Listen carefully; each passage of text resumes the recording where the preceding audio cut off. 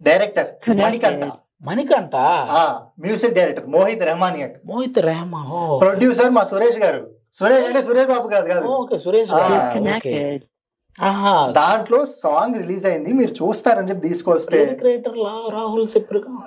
Rahul Reddy infinity అని చెప్పి infinity. Okay okay. ఓహో, మొత్తానికి మీ అందరి కాంబినేషన్ లో ఇట్స్ ఓకే గురు అని ఒక సినిమా, అందులో నుంచి లిరికల్ సాంగ్. ఓ సూపర్, అది సూపర్ అబ్బా. ఇట్స్ ఓకే గురు కాదు, ఇట్స్ డబల్ ఓకే గురు అలా ఉంది సాంగ్.